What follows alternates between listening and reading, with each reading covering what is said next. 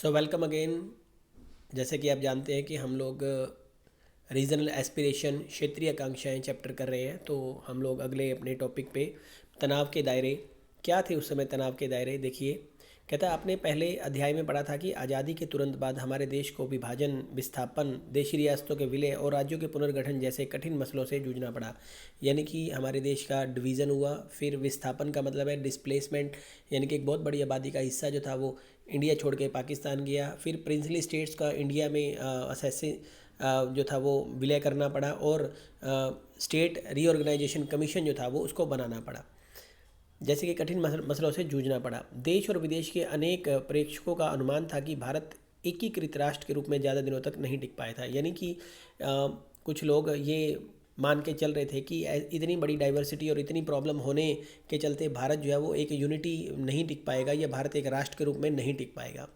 आज़ादी के तुरंत बाद जम्मू कश्मीर का मसला सामने आया। यह सिर्फ भारत और पाकिस्तान के बीच संघर्ष का मसला नहीं था, कश्मीर घाटी के लोगों की राजनीतिक आकांक्षाओं का भी सवाल इससे जुड़ा हुआ था। यानी कि कश्मीर के लोगों का हम लोग कह सकते हैं कि उनका भविष्य भी इसी चीज़ से जुड़ा हुआ था। ठीक इसी तरह से पूर्वोत्तर के कुछ भागों में भारत का अंग होने के मसले पर सहमति नहीं थी। यानी कि नॉर्थ ईस्टर्न स्टेट में कुछ ऐसी एरियाज थे जो नहीं मानते थे कि वो कभी भारत का हिस्सा थे। पहले नागालैंड और फिर मिजोरम में भारत में अलग होने की मांग करते हुए जोरदार आंदोलन चले कि वो कभी भारत का हिस्सा थे नहीं।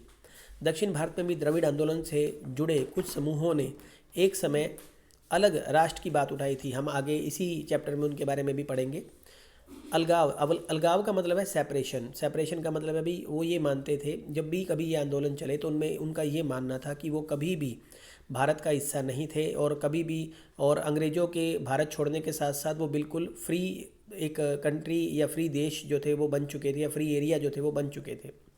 तो कहता है भी अलगाव के इन आंदोलनों के अतिरिक्त देश में भाषा के आधार पर राज्यों का गठन की मांग करते हुए जन आंदोलन चले। जैसा कि आपने आंध्र प्रदेश में देखा, और जो था भी किस तरह से एक भाषा के आधार पर अलग राज्य, जो सबसे पहले आंध्र प्रदेश, कर्नाटक, महाराष्ट्र और गुजरात में भी ऐसे आंदोलन वाले राज्य थे।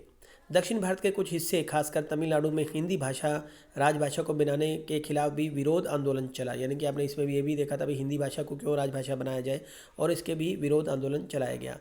1950 के दशक के उत्तरार्ध में पंजाबी भाषा लोगों ने अपने लिए एक अलग राज्य बनाने की आवाज़ उठाई। मतलब पंजाबी भाषा के लोग भी चाहते थे कि उनके लिए एक अलग राज्य बनाया जाए। आखिरकार उनकी मांग को जो मान लिया गया, और 1966 में पंजाब और हरियाणा नाम से राज्य बनाए गए। बाद में छत्तीसगढ़, उत्तराखंड, झारखंड का भी गठन हुआ। कहा जा सकता है कि विविधता की चुनौती से निपटने के लिए देश की अंदरूनी सीमाओं रेखाओं का पुनर्निर्धारण किया गया।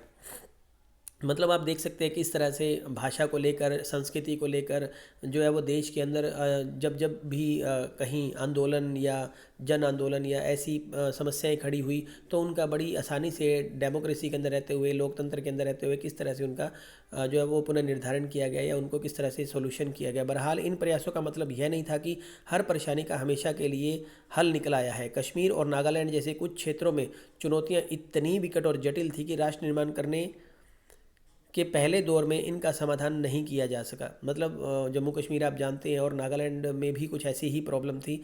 इसके अतिरिक्त पंजाब, असम, मिजोरम में भी कई चुनौतियां उभरी। आइए इन मामलों पर जरा विस्तार से बात करते हैं, और इसके साथ साथ राष्ट्र निर्माण के क्रम में पेश आई कुछ पुरानी कठिनाइयों के उदाहरण को याद करने की कोशिश करते हैं। So let's start. किस तरह से हमने एक एक करके इन सारी प्रॉब्लम को सॉर्ट आउट करने की कोशिश की, हम आगे देखते हैं। सबसे पहले बात करते हैं जम्मू और कश्मीर में। कहता है आपने जैसा कि अपने गत वर्ष में पढ़ा है कि जम्मू और कश्मीर को अनुच्छेद 370 के अंतर्गत विशेष दर्जा दिया गया था। वो पहले दिया गया था, आज की अगर हम इसकी बात करें तो आज हमने 370 के इस दर्जे को ख़त्म कर दिया गया है। इसके बावजूद भी जम्मू और कश्मीर हिंसा, सीमा पार का आतंकवाद और राजनीतिक अस्थिरता झेलनी पड़ी, और इसके आंतरिक तथा बाहरी प्रभाव भी सामने आए। इसके परिणाम स्वरूप कई लोग भी मारे गए, जिनमें निर्दोष नागरिक, सुरक्षाकर्मी और उग्रवादी शामिल थे। इसके अलावा कश्मीर घाटी में बड़े पैमाने पर कश्मीरी पंडितों का पलायन हुआ। पलायन मतलब कश्मीरी पंडित जो है वो कश्मीर को छोड़कर जो है वो देश के अन्य भागों में जाकर बसे। जम्मू और कश्मीर 3 सामाजिक और राजनीतिक क्षेत्र जम्मू कश्मीर और लद्दाख से बना हुआ है। मतलब ये 3 एरिया जो है वो जम्मू कश्मीर और लद्दाख के एरियो से बना हुआ है। जम्मू क्षेत्र में छोटी पहाड़ियाँ और मैदानी भाग है। इसमें मुख्य रूप से हिंदू रहते हैं। मुसलमान, सिख और अन्य मतों के लोग भी रहते हैं। कश्मीर क्षेत्र में मुख्य रूप से कश्मीर घाटी है। यहाँ रहने वाले अधिकांश कश्मीरी मुसलमान हैं। शेष हिंदू, सिख, बौद्ध तथा अन्य हैं। मतलब अगर हम बात करें तो कश्मीर के क्षेत्र में ज़्यादातर मुसलमान हैं और मुसलमान के अलावा हिंदू, सिख, बौद्ध लोग जो है वो भी वहाँ रहते हैं। लद्दाख मुख्य रूप से पहाड़ी क्षेत्र है और इसकी जनसंख्या बहुत कम है, जिसमें लगभग बराबर संख्या में बौद्ध और मुसलमान है। लगभग बराबर संख्या में दोनों कम्युनिटीज़ रहती है, जिसमें कि बौद्ध और मुसलमान एक समान के रहते हैं। देखते लेट स्टार्ट कि ये समस्या किस तरह से शुरू हुई। कहता है 1947 से पहले जम्मू और कश्मीर J&K एक राजसी रियासत थी, यानी कि एक प्रिंसली स्टेट थी। इसके शासक जो थे महाराजा हरी सिंह, एक नंबर का क्वेश्चन है, ध्यान रखिए कि ये प्रिंसली स्टेट थी, एक नंबर का ये क्वेश्चन है। फिर महाराजा हरी सिंह इसके शासक थे या इसके एम्परर या रूलर थे जो यहाँ पे रूल करते थे। भारत या पाकिस्तान में शामिल होना नहीं चाहते थे। उनकी कतई इच्छा नहीं थी कि ना तो वो पाकिस्तान के साथ जाना चाहते थे, ना वो भारत में मिलना चाहते थे, बल्कि वे अपनी रियासत के लिए स्वतंत्र दर्जा चाहते थे। पाकिस्तानी नेताओं ने सोचा कि कश्मीर क्षेत्र पाकिस्तान का हिस्सा है, क्योंकि रियासत की अधिकांश आबादी मुसलमान थी, परंतु उस रियासत के लोगों ने इसे इस तरह से नहीं देखा। उन्होंने सोचा कि सबसे पहले वे कश्मीरी हैं। क्षेत्रीय अभिलाषा का यह मुद्दा कश्मीरियत कहलाता है, मतलब इसी चीज़ को कश्मीरियत बोला जाता है। राज्य में नेशनल कॉन्फ्रेंस के शेख अब्दुल्ला के नेतृत्व में चलाया गया। मतलब कहता है उस राज्य को जो था वो नेशनल कॉन्फ्रेंस, एक नंबर का फिर क्वेश्चन आ रहा है, ध्यान से देखिए। कहता है नेशनल कॉन्फ्रेंस के शेख अब्दुल्ला के नेतृत्व में जो राज्य जो था वो चलाया जा रहा था। लोकप्रिय आंदोलन महाराजा से छुटकारा पाना चाहता था। ये आंदोलन जो चलाया गया था वो शेख अब्दुल्ला के नेतृत्व में चलाया गया था, जो कि महाराजा से छुटकारा पाना चाहते थे। साथ ही पाकिस्तान में शामिल होने के विरुद्ध था। नेशनल कॉन्फ्रेंस एक धर्मनिरपेक्ष संगठन था, मतलब कि एक सेकुलर एक ऑर्गेनाइजेशन था और इसका कांग्रेस का के साथ एक लंबे समय से संबंध था। शेख अब्दुल्ला नेहरू सहित कुछ राष्ट्रवादी नेताओं के व्यक्तिगत मित्र थे, यानी कि जो शेख अब्दुल्ला थे हम कह सकते हैं कि वो एक तरह से नेहरू के साथ एक अच्छे संबंध रखते थे और राष्ट्रवादी नेताओं में व्यक्तिगत मित्र भी थे। अक्टूबर 1947 में पाकिस्तान ने कश्मीर पर कब्जा करने के लिए अपनी तरफ से कबायली घुसपैठिए भेजे। यानी कि बात करते हैं तो 1947 में पाकिस्तान ने कश्मीर पर कब्जा करने के लिए अपने तरफ से कबायली घुसपैठिए भेजे। इसमें महाराजा को भारतीय सैनिक सहायता लेने के लिए बाध्य किया। मतलब अब महाराजा जो थे वो भारतीय सैनिकों से हेल्प लेना चाहते थे। भारत ने सैनिक सहायता दी और कश्मीर घाटी से घुसपैठिए को वापस खदेड़ दिया, परंतु यह तभी हुआ जब महाराजा ने भारत सरकार के साथ विलय प्रपत्र पर हस्ताक्षर कर दिए। मतलब एक इंस्ट्रूमेंट ऑफ एक्सेशन जिसको आप बोलते हैं भी, सहमति पत्र, जिसमें कि महाराजा हरी सिंह ने जम्मू कश्मीर के इलाके को या जम्मू कश्मीर के एरिया को भारत के साथ जोड़ने का प्रस्ताव को सिग्नेचर किया। इसे ही इंस्ट्रूमेंट ऑफ एक्सेशन बोलते हैं। उसके सिग्नेचर के बाद ही भारत ने अपनी सहायता जो थी वो जम्मू कश्मीर को पेश की थी।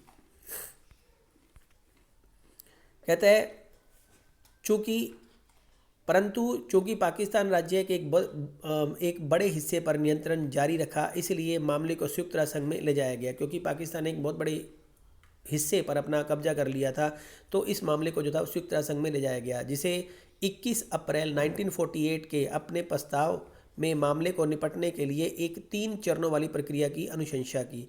मतलब एक 3 लेवल प्रोसीजर था, जिसका एक 3 लेवल प्रोसीजर बनाया गया। पहला, पाकिस्तान को अपने वे सारे नागरिक वापस बुलाने थे जो कश्मीर में घुस आए थे। जो पहला प्रोसीजर था उसमें जम्मू कश्मीर में जो पाकिस्तान के लोग जो घुस आए थे उसे वापस बुलाना पड़ा। दूसरा, भारत को धीरे धीरे अपनी फ़ौज कम करनी थी ताकि कानून व्यवस्था बनी रहे। और तीसरा, एक स्वतंत्र और निष्पक्ष तरीके से जनमत संग्रह कराया जाना था। यानी कि एक 3 लेवल जो प्रोसीजर था वो तय किया गया था जम्मू कश्मीर के लिए, परंतु इस प्रस्ताव के अंतर्गत कोई प्रगति ना हो सकी। यानी कि इस प्रस्ताव को ना माना गया और ना ही इसका प्रोसीजर को फॉलो किया गया।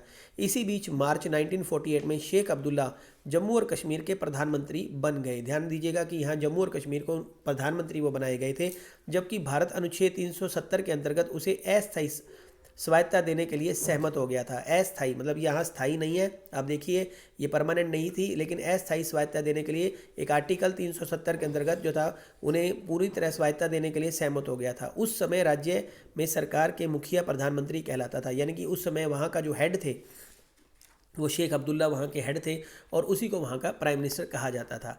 अब हम देखते हैं कि बाहरी और आंतरिक झगड़े जो थे वो भारत के जो एक्सटर्नल और इंटरनल झगड़ों को हम देखते हैं अगले वीडियो के अंदर।